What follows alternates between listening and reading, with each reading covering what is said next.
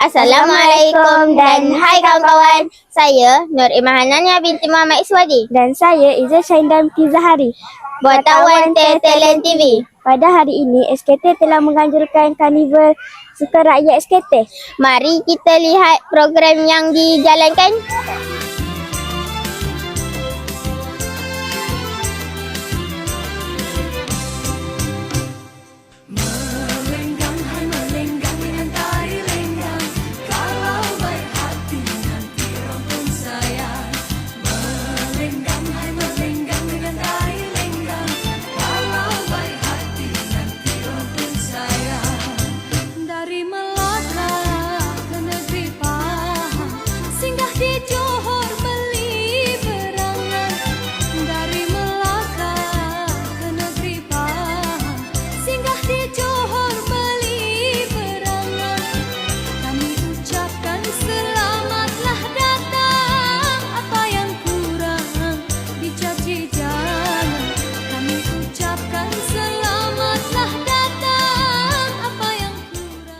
Sekarang kita bersama dengan Cikgu Ghazali, penyelaras program ini.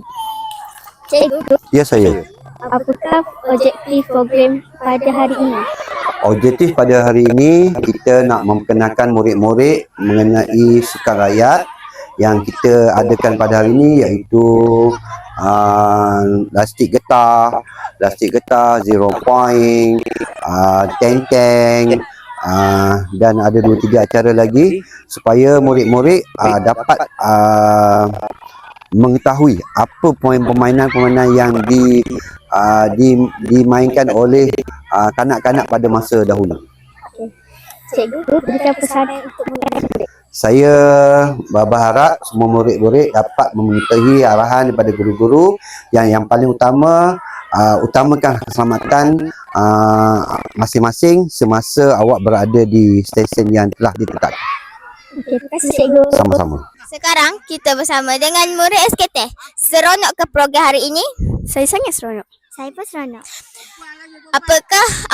Apakah yang awak belajar pada program pada hari ini? Saya belajar bermain permainan tradisional. Saya belajar permainan pada zaman dahulu. Sekarang kita dengan murid SKT. Seronok ke program hari ini? Seronok. Apakah yang awak belajar pada program hari ini? Bekerjasama, tolong menolong secara berkumpulan.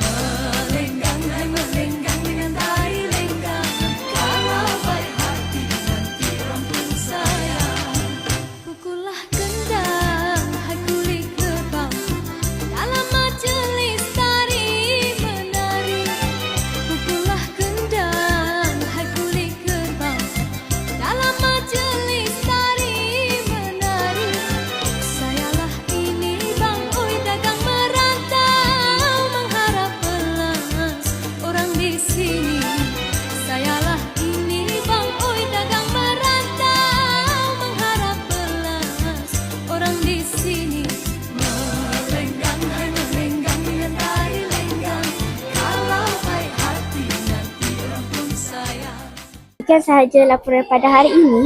Jangan lupa like, komen, share dan subscribe. Bye-bye. Bye.